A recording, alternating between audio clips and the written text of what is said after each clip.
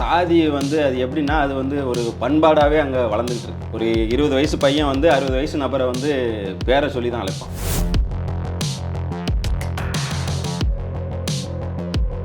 ஜனநாயகத்தை விரும்பக்கூடிய அந்த பையனோட படுகொலைக்கு நீதி கேட்க வேணும்னு நினைக்கக்கூடியவங்க போராடிட்டு இருக்கிற சூழலில் அதை டைவெர்ட் பண்ணுற வேலையை தான் அந்த வீடியோ பண்ணிச்சு.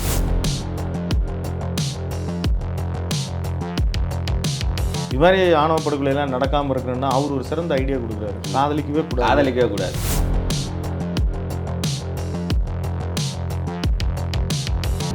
போராடி தான் ஒவ்வொரு கொலைகள்லையும் நம்ம வந்து நீதியை வாங்க முடியுதே தவிர அரசாவே இல்லை வந்து அந்த சட்டமே முன்ன வந்து இந்த இங்கே எந்த பிரச்சனைக்கும் தீர்வை கொடுக்கல.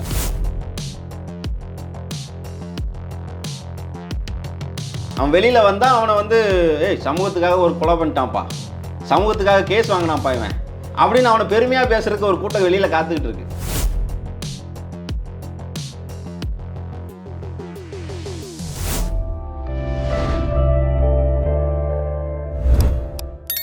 அறந்தமிழ் நேயர்களுக்கு இனிய வணக்கம்.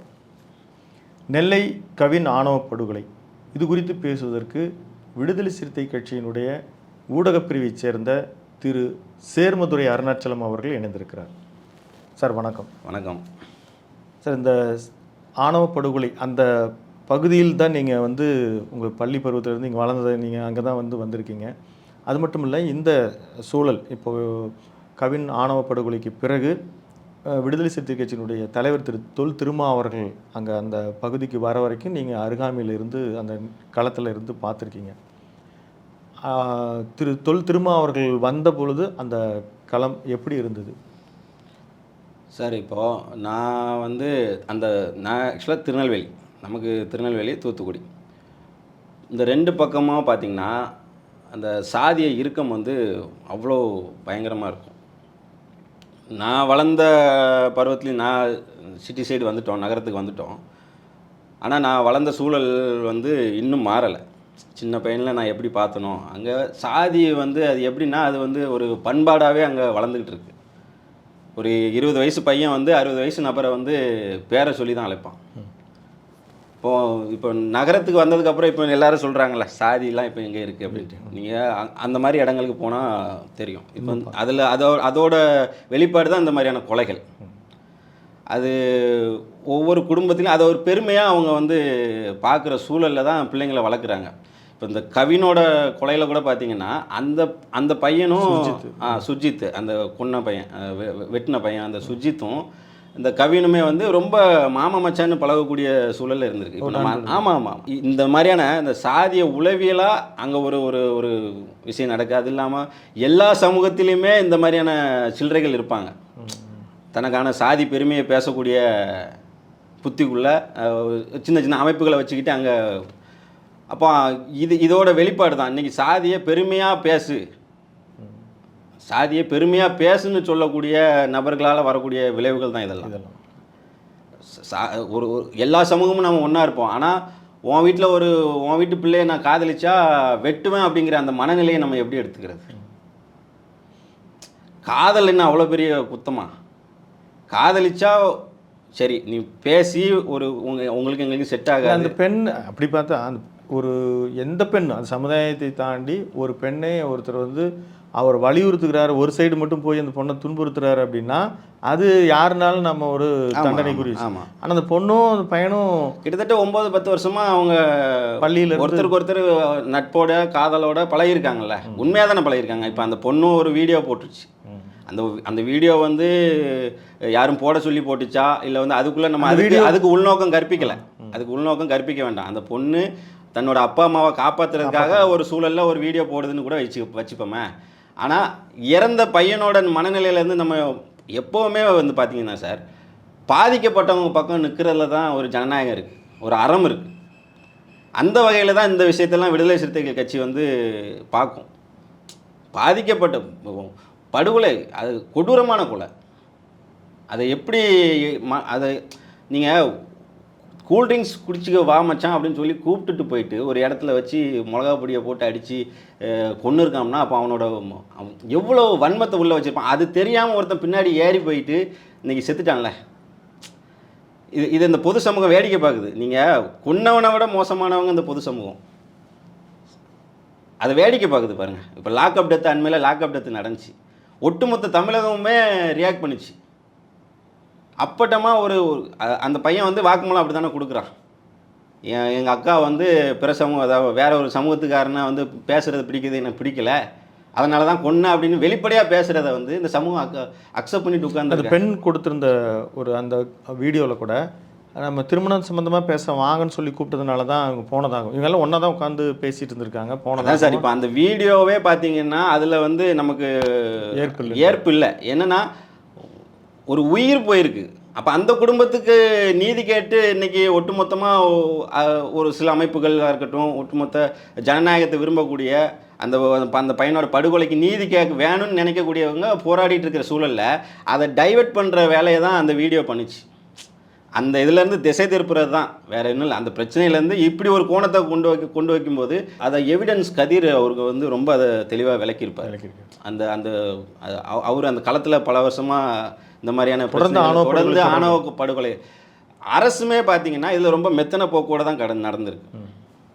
இப்போது அந்த கொலையை, இந்த கவின் படுகொலை, இதை வந்து இதை எப்படி எடுத்துக்கலாம்னா இது ஒரு பாடம் இந்த பொது சமூகத்துக்கு. இன்னைக்கு இது ஒரு பாடம் இல்லை, இது முதல் மட்டும் கிடையாது. இல்லை, அதுதான் அதோட உடுமலைப்பேட்டை சங்கர் நிறைய நடந்திருக்கு. தொடர்ந்து நீங்கள் ஆணவ படுகொலைக்கு எதிராக ஒரு சட்டத்தை போடுங்க, ஒரு சட்டமன்றத்தில் ஒரு சட்டத்தை கொண்டு வாங்க, அதில் என்ன பிரச்சனை இருக்குது? இதை வந்து இங்கே உள்ள அமைப்புகள் மட்டும் பேசலை, உச்சநீதிமன்றம் இதை கூறுது, உச்சநீதிமன்றமே வழிகாட்டுது. இப்போ நீங்கள் அந்த அடிப்படையில் ஒரு சட்டத்தை கொண்டு வரதில் இந்த அரசுக்கு என்ன பிரச்சனை தொடர்ந்து நடந்துக்கிட்டே இருக்குது. இப்போ அதை தடுக்கிறது எப்படி? இந்த அரசுக்கிட்ட என்ன திட்டம் இருக்குது? இந்த இத்தனை நிகழ்ச்சியில் போது அந்த களத்தில் விசிக தலைவர் வந்த பொழுது அவங்க பெற்றோர்களுடைய மனநிலை எப்படி இருந்தது? அந்த பையனோட படுகொலை நடந்த அடுத்த ஒரு சில மணி நேரங்கள்லேயே வந்து நம்ம கட்சியை சார்ந்த தோழர்கள் வந்து அங்குள்ள பொறுப்பாளர்கள் எல்லாம் களத்துக்கு போயிட்டாங்க. அந்த குடும்பத்தோட கூட நிற்கணும், அந்த குடும்பத்தோட வழியில் நாம் வந்து பங்கெடுத்துக்கணும் அப்படிங்கிறதுக்காக அங்கே போயிட்டாங்க. அங்கே போனதுக்கப்புறம் தலைவர் வந்து அந்த கவினோட அப்பா கிட்ட உரையாடல் பண்ணுறாரு. பெரும் நம்பிக்கையை வந்து அந்த கவினோட அப்பா விதைச்சது. தலைவர் திரும்ப வருவார், என் பையனுக்கான நீதியை வாங்கி கொடுப்பாரு அப்படின்னு அவங்க அப்பா பேசுனதெல்லாம் வந்து அது ரொம்ப சங்கடமாக தான் இருந்தது. இப்போது அந்த இடத்துல பெற்றோர்கள் கைது செய்யணும் அப்படின்னு அவங்களுடைய கோரிக்கையே இருந்தது. அவங்களுடைய அந்த சரவணன், அந்த சுஜித்தினுடைய தந்தை மட்டும்தான் அரெஸ்ட் பண்ணியிருக்காங்க, அல்லது அவர் போய் சரணடைஞ்சிருக்கிறாருன்னு சொல்றாங்க. அந்த பெண் கிருஷ்ணகுமாரி இன்னும் வலியுறுத்துவதற்கு என்ன காரணம்? அவங்களே அரெஸ்ட் பண்ணணுன்னு சார் ஒரு எஃப்ஐஆர் போட்டிருக்காங்க சார். எஃப்ஐஆரில் எந்த அடிப்படையில் ஒரு முகாந்திரம் இல்லாமல் எஃப்ஐஆர் போடுவாங்களா? எஃப்ஐஆர் போட்டிருக்காங்க. வழக்கில் அந்த இன்னொன்று சொல்கிறேங்க, அந்த பையனை வெட்டிட்டு 10 நிமிஷத்தில் சரண்டர் ஆகிறாங்க. 10-15 நிமிஷத்துக்குள்ளே சரண்டர் ஆகிறான் அந்த பையன். அந்த ஃபோன் அவங்க அப்பாவுக்கு தான் ஃபோன் அடிக்கிறான்.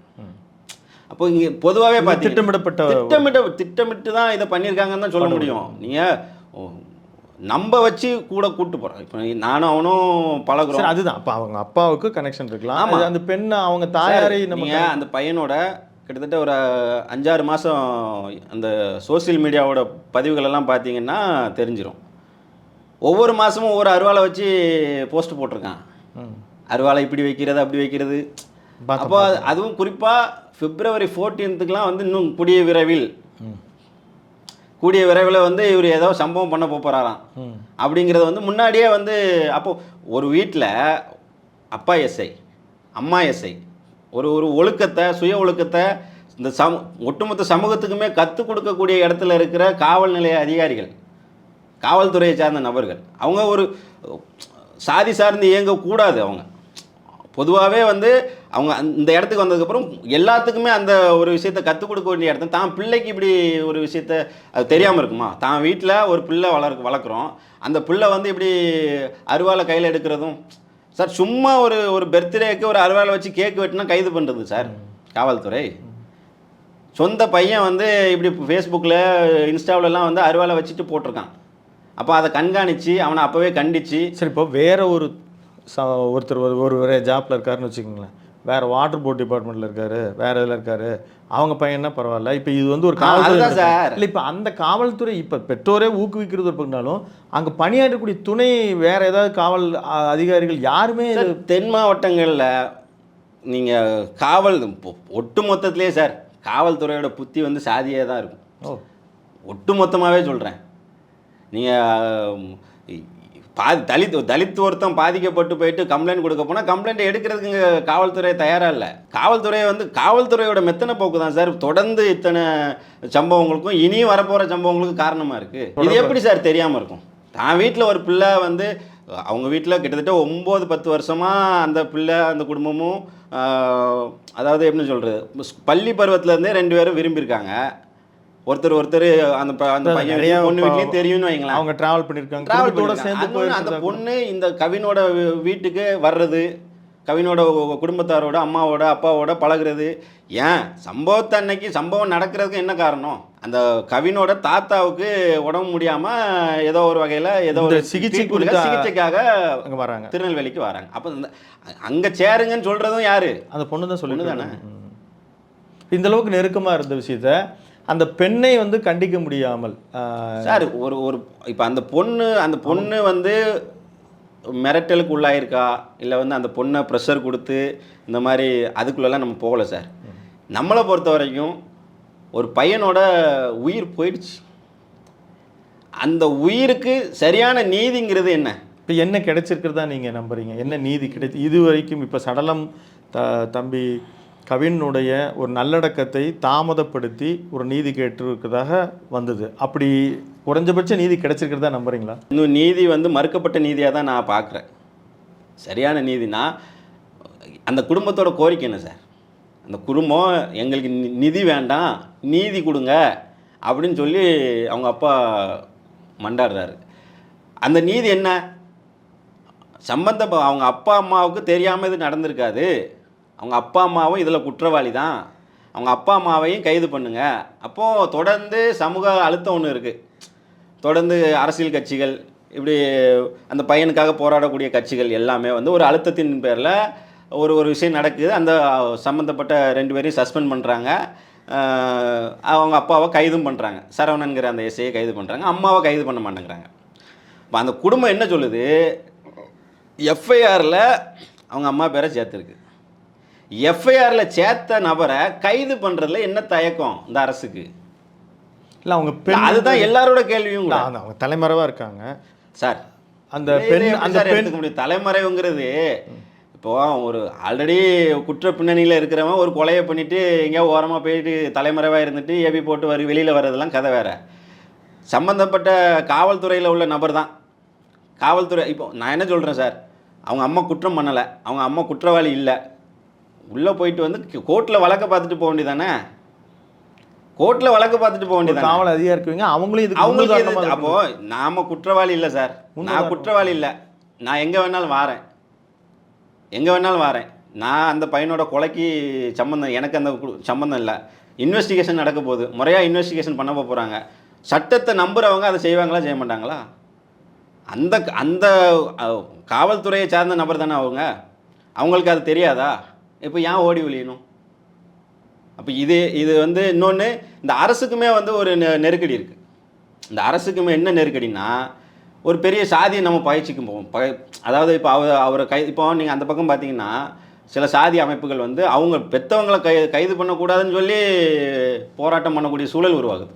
இல்லை இப்போ இந்த இடத்துல இன்னும் வந்து இதை நியாயப்படுத்தி பேசுகிறவர்கள் இருக்காங்க. ஆமாம், திரு ஹரிநாடார்னு வந்து பேசியிருக்கிறார். என்னென்னா, இது மாதிரி ஆணவ படுகொலையெல்லாம் நடக்காமல் இருக்கணும்னா அவர் ஒரு சிறந்த ஐடியா கொடுக்குறாரு. காதலிக்கவே கூடாது சார். காதல் நீங்களும் நானும் சொல்லியா சார் வரும்?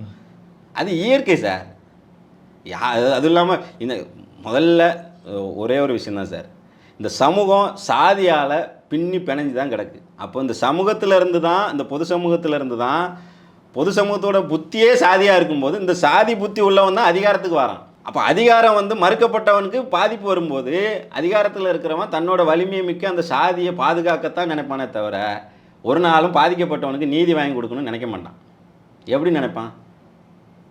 அப்படி நினச்சிருந்தா இதுக்கு முன்னாடி உள்ள கொலைகள்லேயே அது நடந்திருக்கும். போராடி தான் ஒவ்வொரு கொலைகள்லையும் நம்ம வந்து நீதியை வாங்க முடியுதே தவிர அரசாவே இல்லை வந்து அந்த சட்டமே முன்ன வந்து இந்த இங்கே எந்த பிரச்சனைக்கும் தீர்வை கொடுக்கல. அதுக்காக போராடக்கூடிய பல அமைப்புகள், இப்போ விசிக, கம்யூனிஸ்ட் போன்ற இடதுசாரி அமைப்புகள் போன்ற தோழர்கள் வந்து களத்தில் நின்று அதுக்கான பிரச்சனைகளுக்கு அதுக்காக குரல் கொடுத்து தொடர்ந்து அதுக்குண்டான பிரச்சனைகளை வந்து கையில் எடுத்து வேலைகளை செஞ்சு போராடி போராடி போராடி தான் ஒவ்வொரு காலகட்டத்திலையும் தாமதமாக நீதி கிடைச்சாலும் நீதியை வாங்க முடியுது. அரசு அரசு அரசு கேந்திரத்தில் இருக்கிறவங்க முழுக்கவே சாதி மனநிலையோடு இருக்கிறது தான் இது அத்தனைக்கும் பிரச்சனை. இப்போ இந்த சுர்ஜித் அந்த பையன் வந்து சரணடைந்த பிறகும் இப்போ நீங்கள் சொல்கிறீங்க அந்த பெற்றோர்களுக்கு ஆதரவாக வந்து குரல் வருதுன்னு. இப்போ இது போன்ற விஷயத்துக்களுக்கு எந்த மாதிரியான தண்டனை இருக்கணும்னு, அந்த பையன் போய் சரண் அடைஞ்சிருக்காப்புல, தூண்டப்பட்டு போய் இப்போ இந்த 23 வயதில் போய் சரண் அடைஞ்சிருக்காப்புல, இப்போது அதுக்கான ஒரு தண்டனைன்றது என்ன மாதிரி இருக்கணும்னு நினைக்கிறீங்க சார்? தண்டனையை பற்றி அவங்க கவலைப்படலன்னு தான் நம்ம நினைக்கணும். பயமே இல்லையே சார். அதாவது எங்கள் அப்பா எஸ்ஐ, அம்மா எஸ்ஐ, கைது பண்ணிவிட்டு உள்ளே போனால் தன் சமூகம் சார்ந்த பல நபர்கள் அதுக்கு ஆதரவாக இருக்காங்க. இந்த மாதிரி கொலைகளை பண்ணுன்னு சொல்லக்கூடிய நபர்கள்லாம் இருக்காங்க. சமூக வலைதளங்களில் அப்படி ஆயிரக்கணக்கான வீடியோ. அப்போ அதுக்கான ஒரு தண்டனை வலிமையாக இருக்கணும். ஆனால் சார் சட்டம் தெளிவாக தான் சார் இருக்குது. சட்டம் கான்ஸ்டியூஷன் வந்து ரொம்ப தெளிவாக இந்த மாதிரியான பிரச்சனைகளுக்கு இந்த மாதிரியான தீர்வுகள் வேணும் அப்படிங்கிறத வந்து சட்டம் ரொம்ப தெளிவாக தான் இருக்குது. ஆனால் அந்த சட்டத்தை நடைமுறைப்படுத்தக்கூடிய இடத்துல இருக்கிறவங்க சாதி மனநிலையோடு இருக்கும்போது அதை நீங்கள் எப்படி பண்ண முடியும்?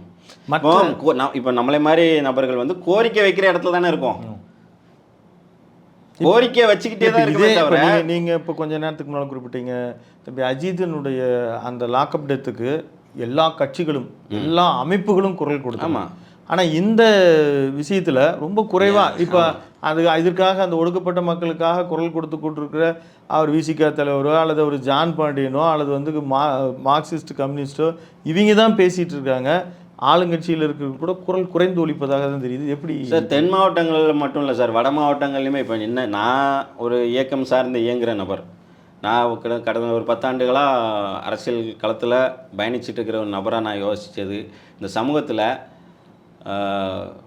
சாதியை கடந்து யார் பாதிக்கப்பட்டாலும் அங்கே போய் நிற்கணுங்கிற ஒரு ஒரு ஒரு ஒரு ஒரு பண்பை ஒரு ஒரு விஷயத்தை எங்களுக்கு தலைவர் திரும்ப வந்து கற்பிச்சிருக்கிறார். பாதிக்கப்பட்டவன் இன்னும் சமூகம்னு பார்த்து எங்கேயும் போகக்கூடாது. பாதிப்பு என்ன மாதிரியான பாதிப்பு, அந்த பாதிக்கப்பட்டவங்க பக்கம் நம்ம நிற்கணும். அதில் கூட்டணி கட்சியில் இருந்தாலும் தமிழ்நாட்டில் வந்து தொடர்ந்து இந்த மாதிரியான சாதிய பிரச்சனைகளுக்கு முதல் ஆளாக கூட்டணி கட்சியில் தான் இருப்போம். ஆனால் தலைவர் வந்து நீங்கள் இப்போ அண்மையில் கவினோட படுகொலை அன்னைக்கு அந்த குடும்பத்தை பார்த்துட்டு வந்து தலைவர் வந்து ஒரு ஆர்ப்பாட்டத்தை திருநெல்வேலியில் நடத்துகிறாரு. அந்த ஆர்ப்பாட்டத்தோட அந்த அந்த அந்த முழு வீடியோவையுமே இந்த சமூகம் பார்க்கணும். காவல்துறை எப்படி நடந்துக்கணும், இந்த சட்டம் என்ன சொல்லுது, இந்த சாதிய மனநிலை எப்படி இருக்குது அப்படிங்கிறது ரொம்ப தெளிவாக தலைவர் சொல்கிறாரு. ஒட்டுமொத்தமாகவே தமிழ் சமூகம் வந்து படிச்சிருக்காங்க, நாகரிகமாக வந்துட்டோம் வச்சிட்டோங்கிறதெல்லாம் தாண்டி படித்தவங்க மத்தியிலுமே சாதிய மனநிலை வந்து குறையவே இல்லை சார். ரொம்ப இறுக்கமாக சார். நாங்களாம் அந்த இடத்துலேருந்து வந்ததுனால அந்த வலி எங்களுக்கு தெரியும். சாதியால் ஏற்படக்கூடிய வலியை, அந்த வலி இருக்கிறவனுக்கு தான் சார் அதை உணர முடியும். வலி இல்லாதவன் வந்து அதை வந்து இப்போ ஹரிநாடர் மாதிரி ஆட்கள்லாம் வந்து பேசிட்டு போகிறாங்க பாருங்கள். நீ ஏன் காதலிக்கிறேன்னு, உனக்கு எப்படி காதல் வந்துச்சு, நீ இத்தனை மனைவி கட்டுறியே, உனக்கு எப்படி காதல் வந்துச்சு? அப்போ காதல் இல்லாமல் ஒருத்தங்களை நீ விரும்ப முடியுமா? காதல் ஒரே சமூகம் அது எப்படி சார் வரும்? அது எப்படி வரும்? அது பிளான். அது இயற்கையாகவே ஒரு ஆணும் பெண்ணும் இது என்ன குறை? நம்ம ஒரு திருமணம் பெண் கொடுக்குறோம் குடும்பத்தில்னா, அந்த பையன் வந்து படிக்காத ஊதாரியாக இருக்கான், சுற்றிட்டு இருக்கிறான்னா, அது யாராக இருந்தாலும் தரமாட்டோம். சொசைட்டி எல்லா சமூகத்துலையுமே எல்லாத்துலேயும் ஒரே சமூகத்தில் இருந்தாலும் பையன் வந்து வேலை வெட்டி இல்லாதவன், ஒரு பொறுப்பு இல்லாமல் இருக்கான் அப்படின்னா கொடுக்க யோசிப்பாங்க. அதை விடுங்க. இந்த பையன் பார்த்தீங்கன்னா நல்ல படித்து டிசிஎஸில் வருஷத்துக்கு 20 லட்ச ரூபா வரைக்கும் சம்பளம் வாங்கக்கூடிய நபராக இருக்கான் சார். இன்னும் நம்ம அங்கே போயிட்டு விசாரித்தப்போ நிறைய விஷயங்கள். இந்த பையன் அந்த வெட்டினாம்ல சுஜித்து, அந்த பையனுக்கே இவன் வந்து ட்ரெஸ் எடுத்து கொடுக்கறது, ஃபோன் வாங்கி கொடுக்குறது, இதெல்லாம் இப்போ இதுதான் எங்கள் இடத்துல இந்த தகவலை நீங்கள் வந்து முதல்ல நீங்கள் தான் ஃபஸ்ட்டு சொல்கிறீங்க. அதாவது இந்த சுர்ஜித்தும் கவினும் ரொம்ப நல்ல நட்புணர்வோடும் மாமச்சான் பழகிட்டு பரிசு பொருட்கள் எல்லாம் கொடுத்துட்ருக்கிற அந்த பையனுக்கு 23, 24 வயது இருக்கிற இந்த பையனுக்கு எப்போ வந்து ஜாதி உணர்வு ஊட்டப்பட்டு வெட்டு கத்தி அவன் கைக்கு எப்போ வருதுங்க சார்? இந்த பையன் கவின் வந்து 11வது படிக்கும்போது அந்த பையன் வந்து 8வது என்னமோ படிச்சுட்டு இருந்தான் ஒரே ஸ்கூலில். அப்போல்லாம் வந்து ஒன்று பண்ணால் தான் பழகிருக்காங்க. நீங்கள் அந்த பையன் என்ன வெட்ட போகிறான்னு தெரிஞ்சு ஏறலை சார். அவன் வெட்ட போகிறான்னு தெரிஞ்சு ஏறலை. பழக்கம் இல்லாத ஒரு பையன் புதுசாகவும் கூப்பிட்டு போனான். அவன் தொடர்ந்து பழகிட்டு இருக்கிற அந்த ஒரு நம்பிக்கையில் போன பையனை, ஆனால் இவனுக்கு வெட்டணுங்கிற அந்த உணர்வோடு தான் இவன் கூப்பிட்டு போயிருக்கான். அதுதான் நான் கேட்குறேன். எப்போ அந்த அது அந்த மண்ணோட பிரச்சனை. அது அந்த மண்ணோட பிரச்சனை. நான் ஒரு சாதி சார்ந்து பேர் கொண்ட ஒரு கல்லூரியில் தான் நான் படித்தேன். எனக்கு உண்மையாகவே கல்லூரியில் படிக்கும்போது கொண்டு எல்லோரும் ஒன்று பண்ணால் தான் பழகணும். ஆனால் அதுக்கப்புறம் நம்ம ஒரு 21 வயசுக்கு அப்புறம் நம்ம வந்து வளரும்போம் தன்னோட சாதி நெருக்கம் வந்து அங்கே சாதியோட தொடர்பு படுத்திக்கக்கூடிய சூழல் அங்கே எல்லா சமூகத்துக்கும் இருக்குது. அது பல்லராக இருக்கட்டும், பறையராக இருக்கட்டும், தேவராக இருக்கட்டும், நாடாராக இருக்கட்டும், ஒரு 18 வயசு தாண்டினதுக்கப்புறம் இளைஞன் வந்து அந்த அங்கே உள்ள சாதி அமைப்புகள் உள்ள வந்து அந்த வேலையில் செய்கிறாங்க. அங்கே சமத்துவத்தை கற்பிக்கிறதுக்கு ஆள் வரல. ரொம்ப ரேர். கம்யூனிஸ்ட் கட்சிகள் மாதிரியான இயக்கங்கள், விடுதலை சிறுத்தைகள் கட்சியான மாதிரியான இயக்கங்கள் அங்கே உள்ளே போனதுக்கப்புறம் தான் இப்போ எனக்கு ஒரு பார்வை கிடைக்குதுல்ல. நான் அந்த மண்ணிலேருந்து தான் வந்திருக்கேன். எனக்கு அந்த என்னோட சாதியை சொல்லக்கூடியது எனக்கு பெருமையாக இல்லை அப்படிங்கிற அந்த உணர்வை, அந்த ஒரு பண்பை எனக்கு இந்த கட்சி கொடுத்துருக்கு, இந்த தலைவர் கொடுத்துருக்கிறாரு. ஆனால் எங்களை வந்து சாதியை முத்திரை குத்துவாங்க. சாதி வேண்டாம், சாதி ஒழிக்கணும்னு சொல்லக்கூடிய எங்களை சாதி முத்திரை குத்துவாங்க. சாதியால் பல இன்னல்களை சந்திக்கிற எங்களுக்கு சாதி முத்திரை குத்திக்கிட்டே இருப்பாங்க. இது யார் குத்துறா? அப்பட்டமாக நாங்கள் இந்த சாதிக்கு மட்டும்தான் வேலை செய்வோம்னு சொல்லி இயங்குகிற கட்சிகளை வந்து இங்கே சார் நீங்கள் அவ்வளோ வேணாம் சார், நீங்கள் புதுசாக மாற்றத்தை உருவாக்க போகிறேன், இந்த அரசை நான் வந்து முழுசாக நான் மாற்றி அமைச்சிருவேன், தமிழ்நாட்டை வந்து வேற ஒரு உலகமாக நான் மாற்றிடுவேன்னு வரக்கூடிய விஜய் இப்போ வரைக்கும் இந்த கொலைக்கு எதுவும் பேசலை, ஒரு அறிக்கை கூட விடலை. இதுதான் பொது சமூகத்தோட புத்தி. பொது சமூகத்தோட புத்தி சார் இது. வாக்கரசியல் நீங்கள் அதை வந்து சாதாரணமாக கடந்து போகக்கூடாது.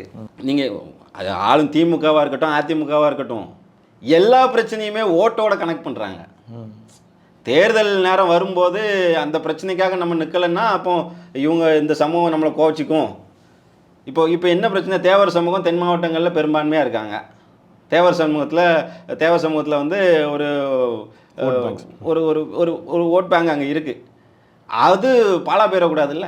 அது பாலா போயிடக்கூடாதுன்னு தானே இவ்வளோ அதை அந்த கொலையை நியாயப்படுத்தி எப்படி சார் பொது வெளியில் பேச முடியுது? அது ரொம்ப மனசை வலிக்குது சார். அது குறைந்தபட்சம் நம்ம வீட்லேயும் எல்லோரும் ஒரு நாள் இறக்க போகிறோம் சார். ஆனால் அந்த இறப்புங்கிறது இப்படி நடக்கக்கூடாதுல்ல.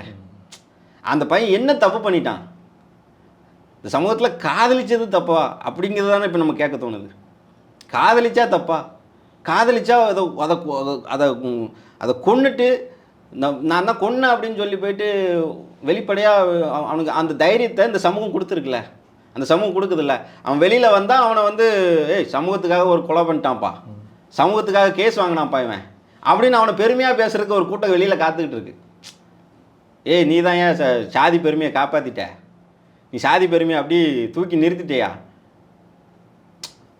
கொலை பண்ணதை நியாயப்படுத்தி பேச அது எங்கேருந்து வருதுன்னு தெரில சார். அது வலிக்குது. அந்த அந்த அந்த அந்த இடத்துக்கு போனோம். அவங்க வீட்டுக்கு அது கவினோட வீட்டுக்கு போகும்போது அதுலேருந்து உண்மையாகவே மீண்டு வர முடியல. அடக்கத்துக்கு நாங்கள் இல்லை.